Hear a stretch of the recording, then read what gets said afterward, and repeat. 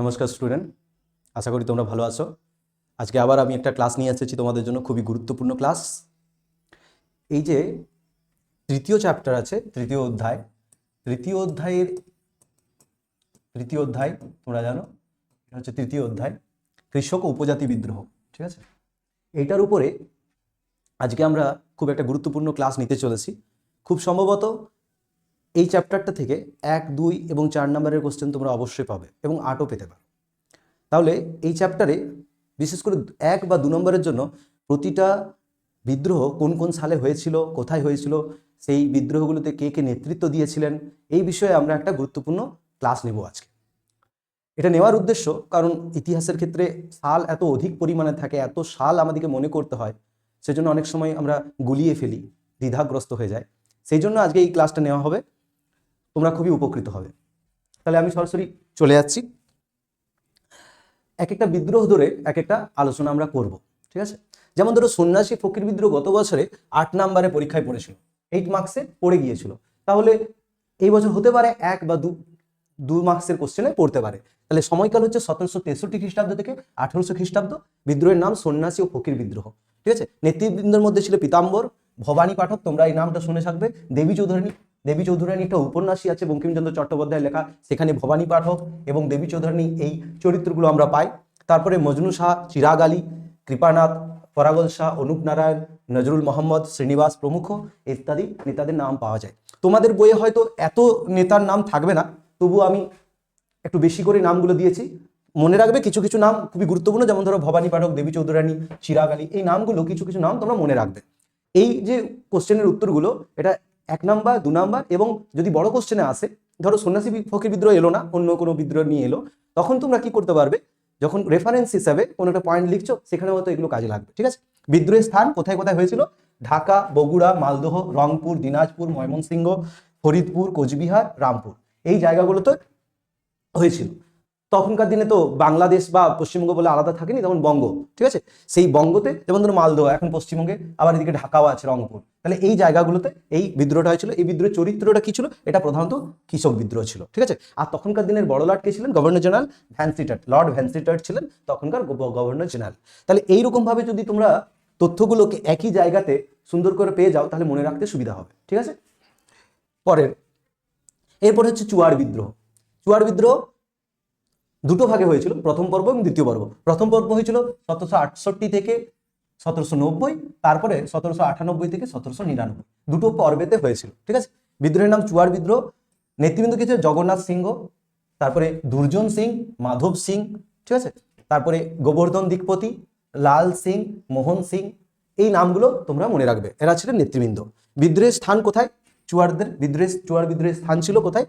মেদিনীপুর, বাঁকুড়া, বীরভূম, ধলভূম, মানে বর্তমান যেটা ঘাটশিলা, সেইখানে এই বিদ্রোহটি ঘটেছিল। এটা কি বিদ্রোহ? একটি উপজাতি বিদ্রোহ। আমরা জানি চুয়াড় ছিল একটা উপজাতি। ঠিক আছে, একটা উপজাতি ছিল, সেই জন্য এটা উপজাতি বিদ্রোহ। হ্যাঁ, আর তৎকালীন বড়লাট কে ছিলেন? লর্ড ভেরেলাস্ট। ঠিক আছে, তাহলে একই জায়গাতে তোমরা সব ইনফরমেশনগুলো পেয়ে গেলে। চুয়াড় বিদ্রোহ। এরপরে রংপুর বিদ্রোহ। রংপুর বিদ্রোহ হচ্ছে 1783 খ্রিস্টাব্দের 18ই জানুয়ারি হয়েছিল রংপুর এলাকাতে। কোথায়? রংপুরের শাকিলা, তেপাগ্রাম, ফতেপুর, কাজিরহাট, বুজিরহাট, ডিমলা, দিনাজপুর, এই জায়গাগুলোতে রংপুর বিদ্রোহ হয়েছিল। কে নেতৃবৃন্দ ছিলেন? শেখ নুরুল উদ্দিন, দয়ারাম শীল, দিরিজি নারায়ণ, কেনা সরকার, ঠিক আছে, ইসরায়েল খা, ধীরাজ রঞ্জন। তাহলে এই যে নেতৃবৃন্দের নামগুলো আমি বলছি না সবগুলোই মনে রাখবে, কিছু কিছু গুরুত্বপূর্ণ নাম তোমরা অবশ্যই মনে রাখবে, মনে রাখা প্রয়োজন। তাতে বড় কোশ্চেনেও তোমরা লিখতে পারবে, আবার ছোট কোশ্চেনে যদি ধরো কোনো একটা কোশ্চেন দিল শেখ নুরুল উদ্দিন কোন বিদ্রোহের নেতা ছিলেন, তখন হয়তো তোমরা লিখতে পারবে। ঠিক আছে, তাহলে এটা ছিল একটি কৃষক বিদ্রোহ, এবং ওয়ারেন হেস্টিংস ছিলেন তখনকার বড়লাট, ওয়ারেন হেস্টিংস। ঠিক আছে, এরপরে পাইক বিদ্রোহ বা খুর্দা বিদ্রোহ। এটা হয়েছিল 1817 খ্রিস্টাব্দে। ঠিক আছে, বিদ্যাধর মহাপাত্র, ভমর বরাই আর এনাই বক্সি জগৎ বন্ধু নামে পরিচিত ছিলেন, বক্সি জগবন্ধু। ঠিক আছে, এনারা ছিলেন নেতৃবৃন্দ। কোথায় হয়েছিল পাইক বিদ্রোহ? সাধারণত উড়িষ্যা জেলায় পাইক বিদ্রোহ। এটা ছিল একটি কৃষক বিদ্রোহ, এবং লর্ড ময়রা ছিলেন সেই সময়, লর্ড ময়রা ছিলেন তখনকার দিনের বড়লাট, লর্ড ময়রা। ঠিক আছে, পাইক বিদ্রোহ আমরা জানি, পাইক বিদ্রোহ, পাইক কাদেরকে বলা হতো? জমিদারদের যারা লাঠিয়াল ছিলেন, লাঠিয়াল বা বিশেষ সেনা দল ছিল, জমিদারদের, তাদেরকে পাইক বলা হতো এবং তাদেরকে কিছু জমি নিঃশুল্কে দেওয়া হতো, সেটাকে বলা হতো পাইকান জমি, পাইকান। ঠিক আছে। এরপরে ভিল বিদ্রোহ। ভিল বিদ্রোহ হয়েছিল 1819 থেকে 1846, ভিল বিদ্রোহ। ঠিক আছে। চিল নায়েক, হিরিয়া শিবরাম, তাতিয়া ভিল, এনারা ছিলেন নেতৃবৃন্দ ভিল বিদ্রোহ। ভিল বিদ্রোহ আমরা জানি মুন্ডা, কোল, ভিল এরা একটা উপজাতি, সাঁওতাল, মুন্ডা, কোল, ভিল, তাহলে এটা একটা, এর চরিত্র কি ছিল? উপজাতি বিদ্রোহ। ঠিক আছে, উপজাতি।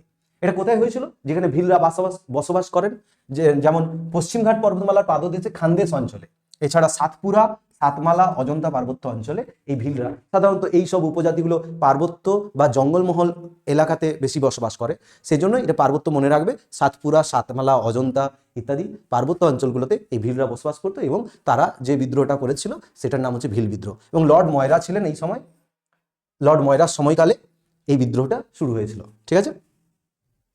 এরপরে হচ্ছে কোল বিদ্রোহ, খুবই গুরুত্বপূর্ণ কোল বিদ্রোহ। এটা হচ্ছে 1820, যদিও এটা মতান্তর আছে, 1831-32 তোমরা বইয়ে পাবে। ঠিক আছে, 1831-32 বইয়ে পাবে কোল বিদ্রোহ। ঠিক আছে।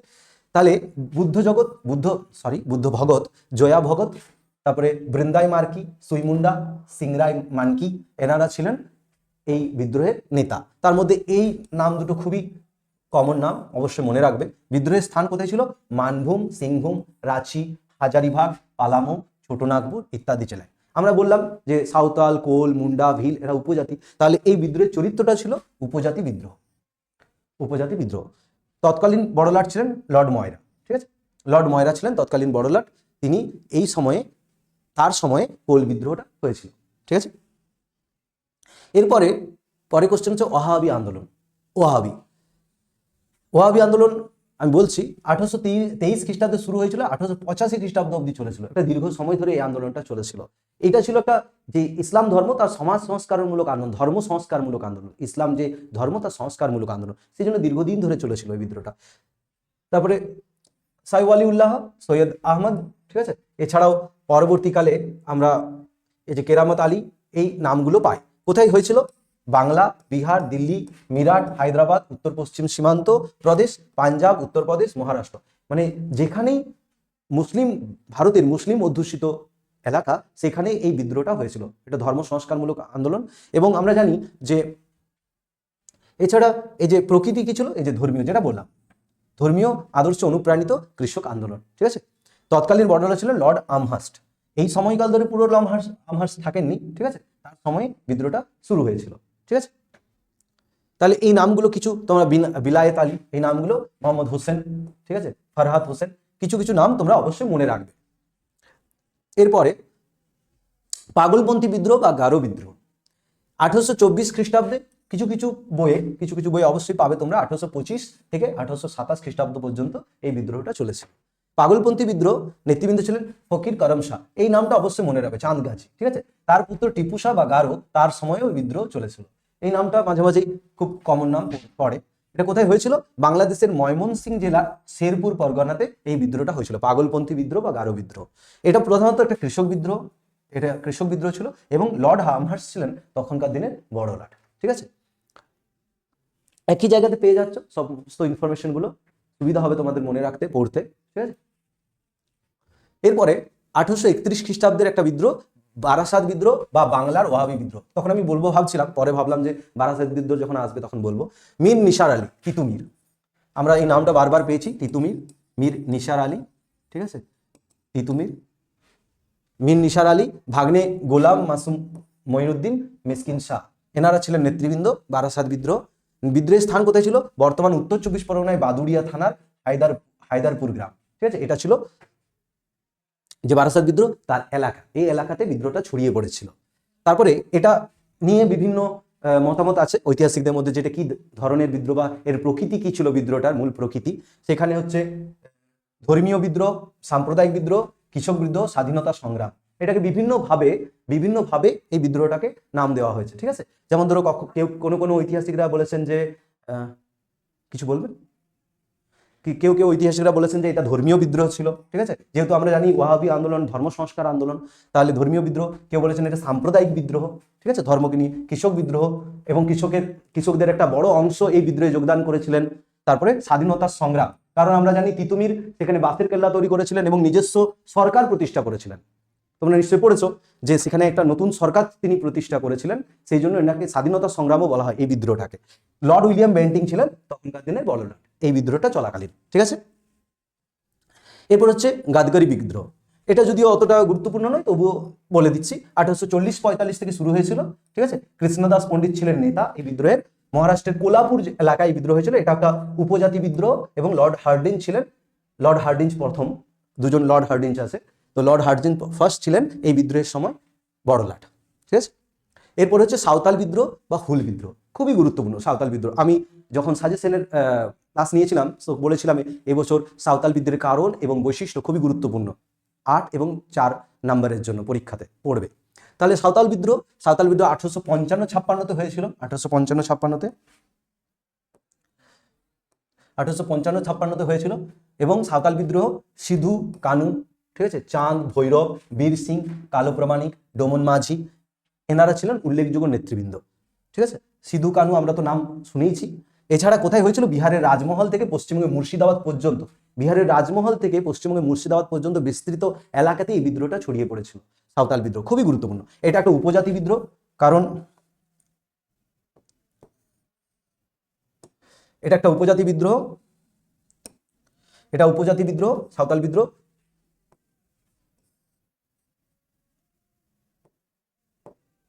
এটা উপজাতি বিদ্রোহ। লর্ড ডালহৌসি ছিলেন সেই সময়ের গভর্নর জেনারেল, লর্ড ডালহৌসি, ঠিক আছে।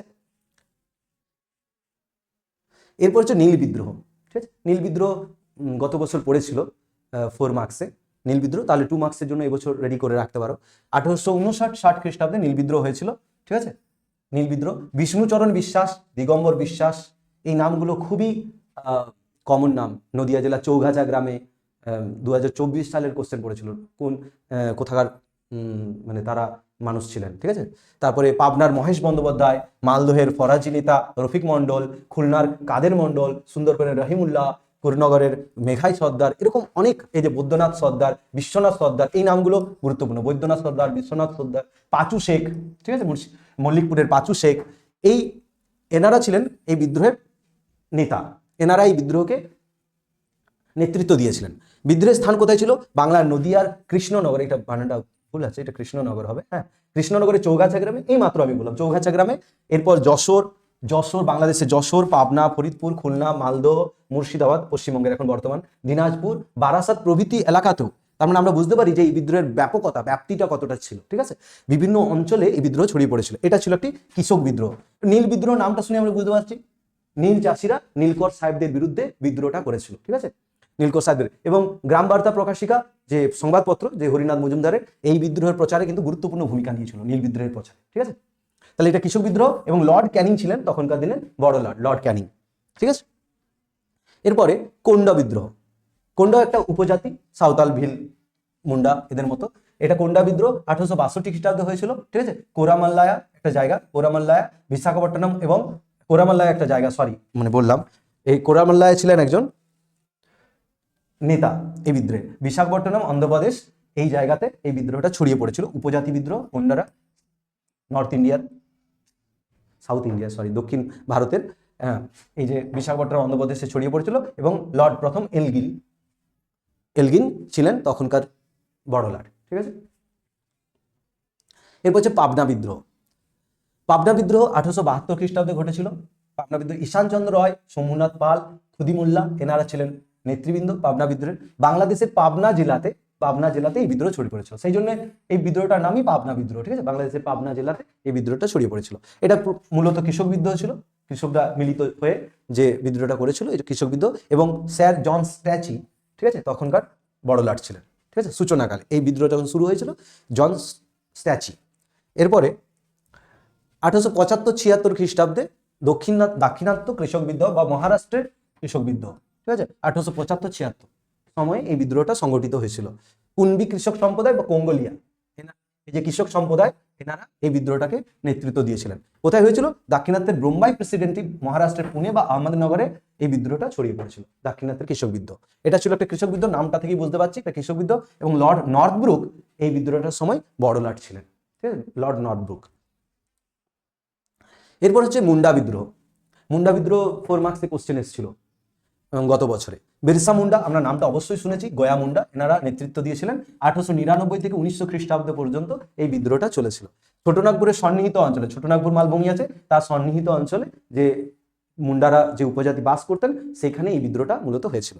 তারপরে এটি বিদ্রোহ ছিল একটা কৃষক বিদ্রোহ এবং উপজাতি বিদ্রোহ বলা যেতে পারে, ঠিক আছে, এটা একটা কৃষক বিদ্রোহ এবং উপজাতি বিদ্রোহ বলা যেতে পারে। এবং লর্ড কার্জন ছিলেন তখনকার দিনে বড় লর্ড, মুন্ডা বিদ্রোহ, ঠিক আছে। এরপর হচ্ছে মোপলা বিদ্রোহ, দ্বিতীয় পর্ব। মোপলা বিদ্রোহ দুবার হয়েছিল, প্রথম পর্ব এবং দ্বিতীয় পর্ব।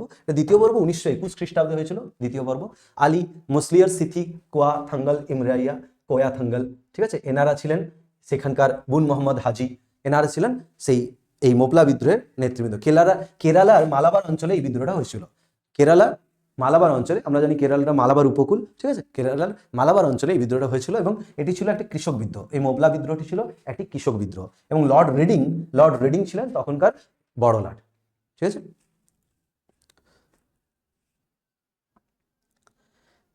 তাহলে মোটামুটি আজকে এই যে বিদ্রোহগুলো আমরা পড়লাম, খুব তাড়াতাড়ি, যেহেতু এখন তোমাদের কাছে সময় কম, খুব তাড়াতাড়ির মধ্যে আমরা পুরো এই চ্যাপ্টারের যতগুলো বিদ্রোহ আছে যেগুলো এই বছরের জন্য গুরুত্বপূর্ণ সেগুলো আমরা দেখে নিলাম, ঠিক আছে। সেখানে কোন কোন সালে বিদ্রোহগুলো সংগঠিত হয়েছিল, কারা কারা সেই বিদ্রোহের নেতৃত্ব দিয়েছিলেন এবং কোন কোন এলাকাতে বিদ্রোহগুলি ছড়িয়ে পড়েছিল, বিস্তৃতি লাভ করেছিল, এবং সেই সময়কার বড়লাট কারা ছিলেন এবং কি ধরনের বিদ্রোহের প্রকৃতি বা চরিত্রটা কীরকম, সেই রকম নিয়ে আমরা আজকে আলোচনা করলাম। আজকের মতো এখানেই, নমস্কার।